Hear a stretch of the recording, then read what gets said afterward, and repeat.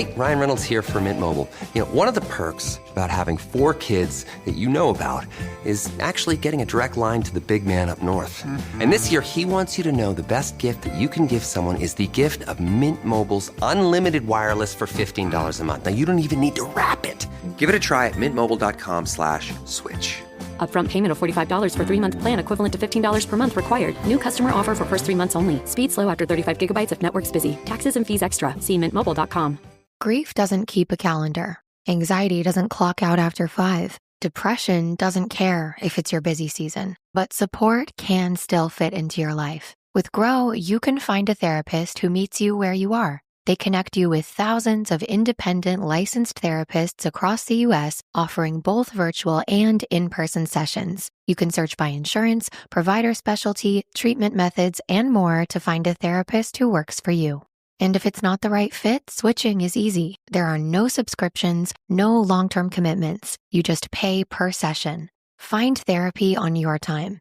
Evenings, weekends, and cancel up to 24 hours in advance at no cost. Whatever challenges you're facing, Grow Therapy is here to help. Sessions average about $21 with insurance, and some pay as little as $0 depending on their plan. Visit growtherapy.com/ACAST today to get started. That's growtherapy.com/ACAST. growtherapy.com/ACAST. Availability and coverage vary by state and insurance plan. Dog owners, we love to spoil our pups. And more than anything, we want them to live long, healthy, comfortable lives. But here's the thing. A lot of us don't realize when our dogs are trying to tell us something's wrong. Constant paw licking, rubbing on the couch, or obsessively eating grass can all be signs of allergies. Because 90% of a dog's immune system lives in the gut, supporting digestion is key. That's where Better Wild Allergy Relief Soft Chews come in. These veterinarian-approved chews use an ancestral blend of wolf probiotics called Ancestral Advantage to strengthen your dog's natural defenses. Better Wild even offers chews for joint support, dental health, and a digestive meal topper, all science-backed solutions to help your dog feel their best. Right now, Better Wild is offering our listeners up to 40% off of your order at betterwild.com/podcast. That's betterwild.com/podcast for up to 40% off your order. betterwild.com/podcast.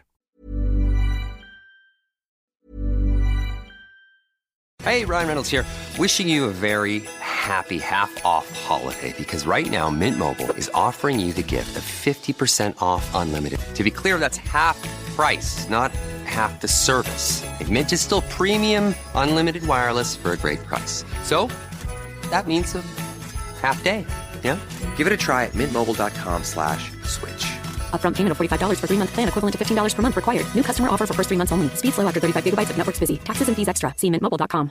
Grief doesn't keep a calendar. Anxiety doesn't clock out after 5. Depression doesn't care if it's your busy season. But support can still fit into your life. With Grow, you can find a therapist who meets you where you are. They connect you with thousands of independent licensed therapists across the U.S., offering both virtual and in-person sessions. You can search by insurance, provider specialty, treatment methods, and more to find a therapist who works for you.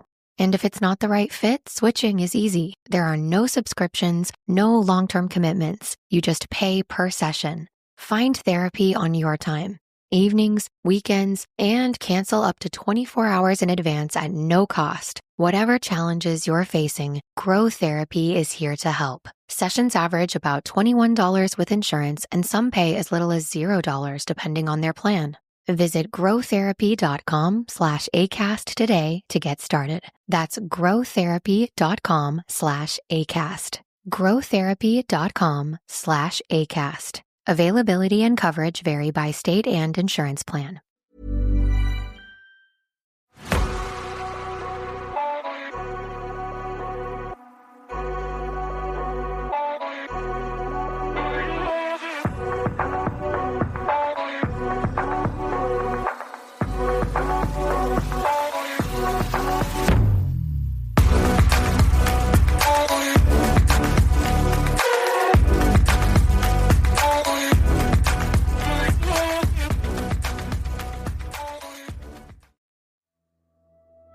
Hello, I'm Sarah, and welcome to the Whispering Woods Reddit and listener story episode.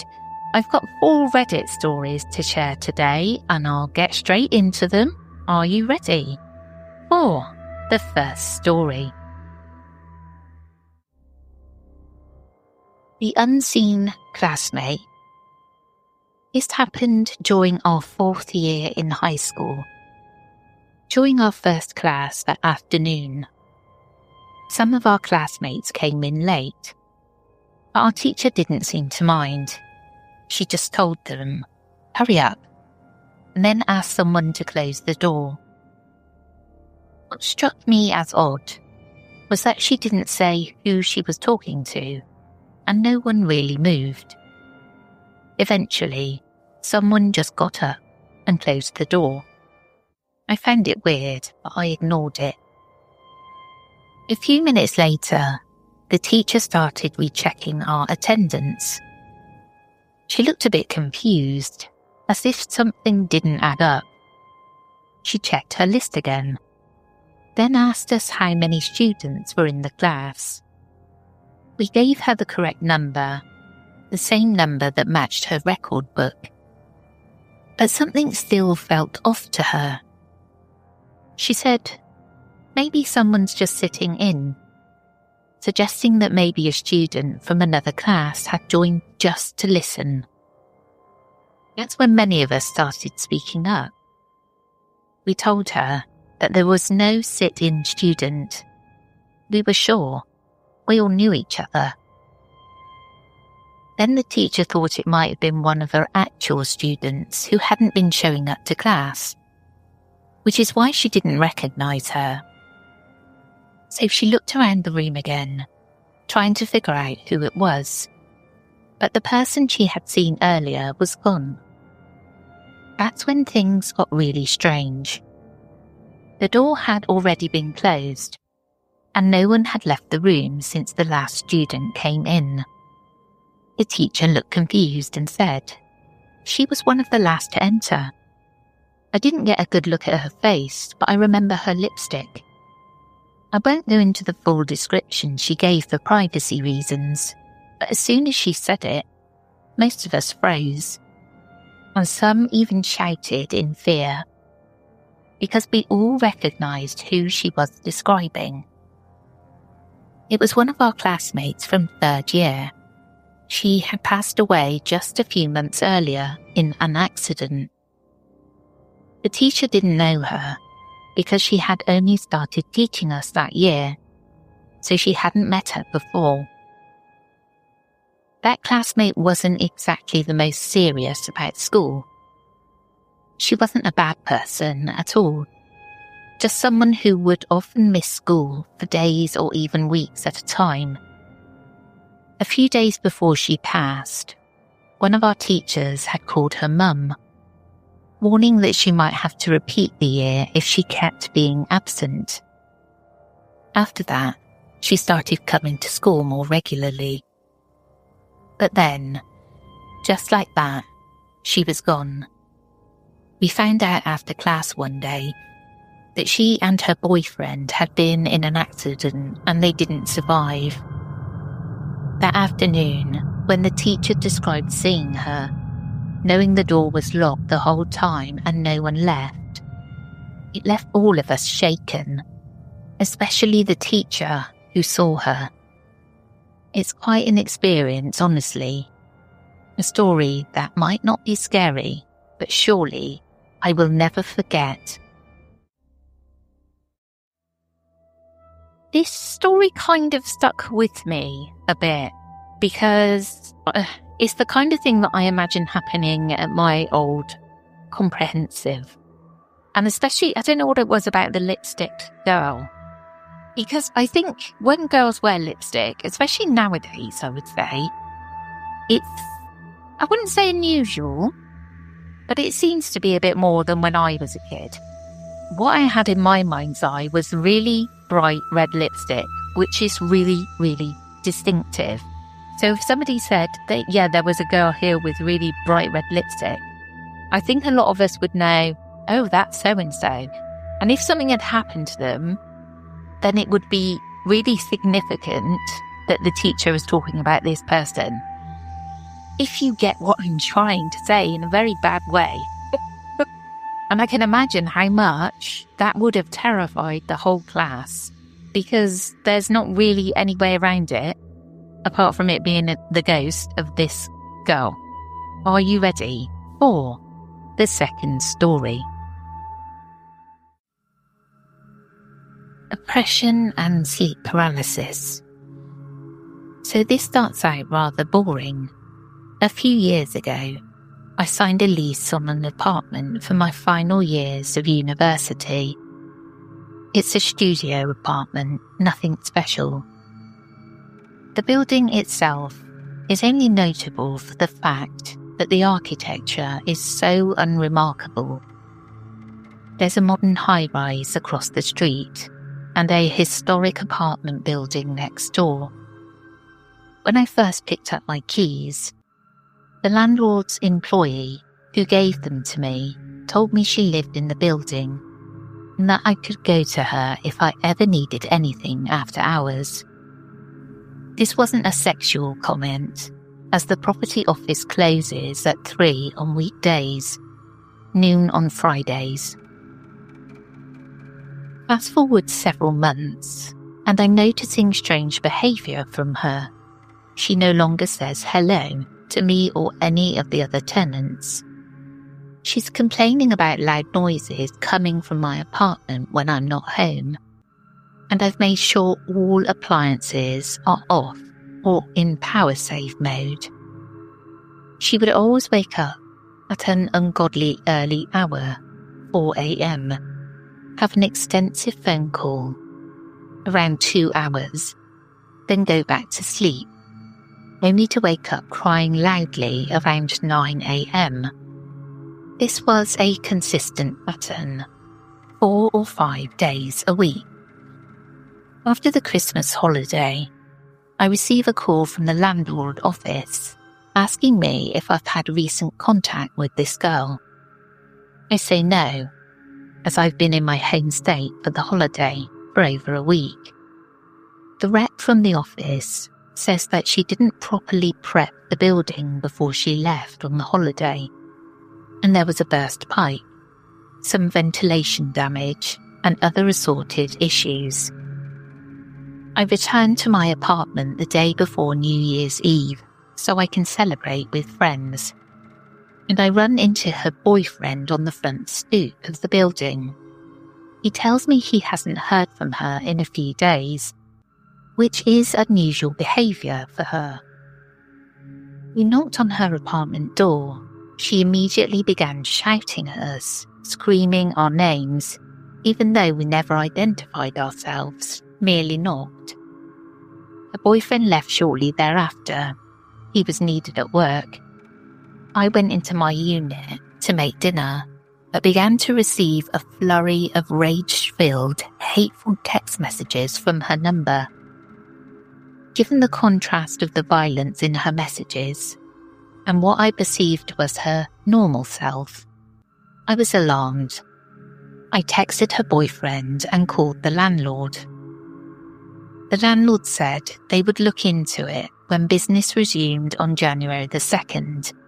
Her boyfriend texted me back several hours later, something about her dad was going to be visiting that following week. I shrugged off the angry texts and deleted them, as I had no intention of pressing harassment charges. Later that week, I see her father's truck in the lot behind the building while I was taking out garbage. I walk up, say hello, exchange a few pleasantries. I didn't notice right away that his pupils were quite small, even for a middle-aged man. Without attempting to be intrusive, I asked how his daughter was doing, just to be polite. At that moment, his demeanour changed profoundly, and he seemed in a hurry to leave the lot. Thinking nothing of it, I went back inside.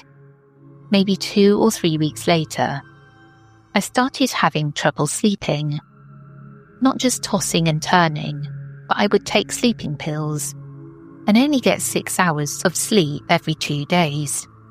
It was a very difficult period. One night I decided to forgo the over-the-counter sleep aids to try and reset my body clock. As I lay there in the dark, I could see things moving in my apartment. People have said it was a trick of the light or something else. But the thing is, I used 2 layers of blackout curtains on each window, and I unplug all my electronics each night. There was nowhere for the light to come from in order to create this sort of shadow play. So I decided to lie still until I was able to finally fall asleep. At 3 a.m. I was woken by the sound of her crying. But this time it was more like howling. It was the most unsettling noise I've heard in my 2.5 decades on this planet. That semester, I was in a class with the boyfriend, who was a graduate student at the time. We became friends over the course of the semester, and he began to confide in me events that were more disturbing than what I had already experienced. Despite no personal or family history of mental illness, he told me that one evening, while they were out to dinner, she lied to him that she was pregnant. He, doing his best to cope with that knowledge, started talking with her about how they would raise the child. In his excitement, he rattled off to her a handful of baby names he was fond of. To his surprise, she had a strong dislike of one of the girls' names and became so enraged she stabbed herself in the hand with a steak knife. This information caught me totally off guard, and I was in disbelief. He told me that her parents drove from 4 hours away to check her into a mental hospital for the involuntary 72 hours. After that time was over, physicians couldn't pinpoint a clear diagnosis, so she was released without mandated supervision. As the semester wore on, her behaviour grew increasingly unhinged. I no longer spoke to her, but one time sneezed late at night, which angered her to the point she tried to file a noise complaint against me. That incident resulted in her being fined. By the time exams came around, I wanted to move out more than I wanted to pass any of my classes. After finals ended, she packed up her belongings and moved out. In an effort to be helpful, I carried a few boxes to the U-Haul she rented and had parked in the lot. Sitting on top, in one of the smaller boxes, I noticed a wooden board with the words yes and no branded on it, along with the English alphabet and numbers. It was a Ouija board. After she left, I lived in that apartment another year and never again encountered the strange shadow apparitions. Also, her replacement moved into the same apartment and on occasion would tell me that his apartment smelled rotten, like there was something dead in the walls. I never told him about seeing the Ouija board, but to this day, I suspect she had some sort of demonic attachment or oppression after treating the Ouija like a toy. And that negative energy bled into my apartment while leaving a permanent marker on the unit she inhabited. Very unsettling. Now, obviously, there are mental health issues in this story, but what about those shadows? Of course, we can say if you are an insomniac, you might be that tired that you're hallucinating.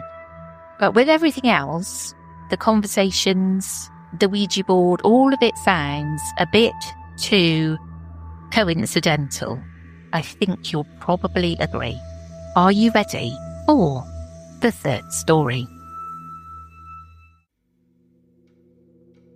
I've thought about this day for years. I know this sounds crazy, but my boyfriend at the time and I were staying at my family member's cabin in the woods. There are other cabins around, and it is close to a local lake that a lot of people frequent, so I wouldn't say it was secluded in any way. It was around 5 a.m, and we were leaving so I could drive him to work. While we were going down the road, I caught something at the corner of my eye, so I slammed on my brakes. On the other side of the road was a creature, for lack of better words. It walked slowly out in front of my vehicle, just staring as if it didn't care that I saw it. It was huge, probably around 6 or 7 foot, and was hunched over with its arms dragging the ground, and extremely pale and skinny with its ribs showing. It was completely hairless, and even though my headlight shone on it, I don't remember making out what its face looked like. As it passed the front of my vehicle, it went behind someone's car at another cabin across the little dirt road I was on, which is the only way in or out. It watched as I drove away. After that day, I obviously refused to stay there, but my father did. He obviously didn't believe me until things started happening. My dad told me he heard something big running on the roof one night, and he went out to look and no one was there. On another occasion, he heard a loud knock on the bathroom window, which would have been impossible, considering the window is about 10 feet off the ground. Of course, he ran outside, and again, no one was there, and nothing that could have been used to reach that high. My ex and I were the only ones that ever saw it. I have thought about what I saw for years now, and it still perplexes me. Anyone have any insight on what I saw? I have been questioned. Why didn't you run over it? I didn't feel threatened by it. It's like it was just curious. Also, I was in shock. Things like that aren't supposed to exist. So what do we think it was? I personally think it was a rake. I love a good rake story. They just pop up out of nowhere. And interesting that something was on the roof. The dad must have been terrified after not believing. Must have been, please forgive me. There is something going on here. Are you ready for the fourth and final story? What happened to me? Hello, I'm a 24-year-old female, and here's a little backstory. I have always had some sense of the paranormal around me. Unexplained things have happened here and there, but were easily explained away. Recently, within the last week, I've started to do some research on demonology. I'm not sure if this is relevant information to the story I'm about to share, but it might be. Last night was the meteor shower that everyone has been talking about. My boyfriend and I live in Texas, and the city we were in didn't allow for us to see the stars very well. So we decided to go to a smaller town, about 40 minutes away from where we live. We've been to this town a handful of times before. We have been on this particular road a handful of times before. And we had driven past this lake a handful of times before. This town has a secluded back road that has many farmhouses and a huge lake. That's why we chose this spot to watch the meteor shower. We pull over and park about a mile past the lake. So the lake is a mile behind us. We're parked on the side of the road, and my boyfriend turns off his car so that it can be pitch black outside. His car has been off for a few minutes when we started to hear noises of water, It sounded like how water sounds when you're walking through it. Essentially just moving water. The sound was loud and came out of nowhere. I look up in front of the car and I see a man's face. There isn't a body, just a face. Now, this isn't too unusual for me. I have seen faces like this before, but it's never been accompanied by any sounds. I only see the face for a brief second before it's gone, and I get this awful feeling in the pit of my stomach and my back. I told my boyfriend that we needed to leave immediately. It felt like if we didn't, something bad would have happened to us. As soon as we left the area, I felt better almost immediately. I'm not sure why I did the next part, but I looked at the news for the area we were in. A man drowned in the lake 5 days ago. Naturally, I freaked out. I've always had suspicions of the paranormal being around me, but never like this. Like I previously mentioned, I have also started researching demonology. So I'm not sure if that has something to do with this being such an intense experience. Any advice, insight would be helpful. I'm just trying to make sense of all this and understand what my next step should be. Should I dive further into the paranormal world? Or would it be best to ignore it and move on? Hey, Ryan Reynolds here for Mint Mobile. You know, one of the perks about having 4 kids that you know about is actually getting a direct line to the big man up north. And this year, he wants you to know the best gift that you can give someone is the gift of Mint Mobile's unlimited wireless for $15 a month. Now, you don't even need to wrap it. Give it a try at mintmobile.com/switch. Upfront payment of $45 for 3-month plan equivalent to $15 per month required. New customer offer for first 3 months only. Speed slow after 35 gigabytes if network's busy. Taxes and fees extra. See mintmobile.com. Grief doesn't keep a calendar. Anxiety doesn't clock out after 5. Depression doesn't care if it's your busy season. But support can still fit into your life. With Grow, you can find a therapist who meets you where you are. They connect you with thousands of independent licensed therapists across the U.S., offering both virtual and in-person sessions. You can search by insurance, provider specialty, treatment methods, and more to find a therapist who works for you. And if it's not the right fit, switching is easy. There are no subscriptions, no long-term commitments. You just pay per session. Find therapy on your time.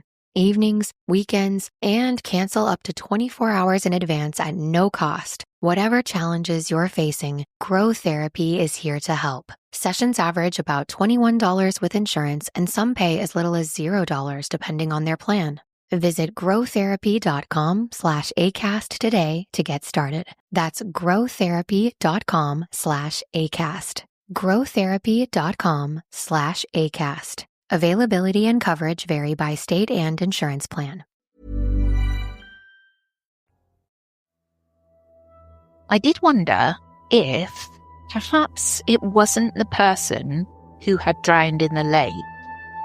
Maybe the person who drowned in the lake saw the same thing, and it terrified them so much they ran into the lake and then drowned.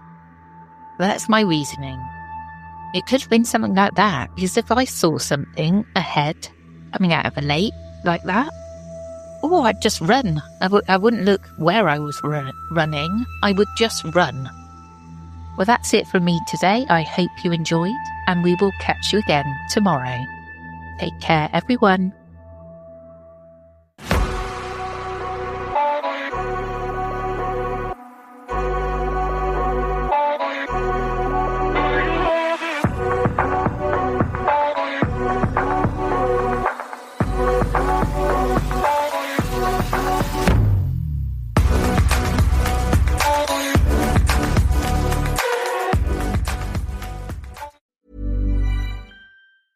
You know you've reached peak couple energy when your undies match. MeUndies Match Me has you both covered, literally, in super soft ultramodal undies, socks, PJs, and loungewear.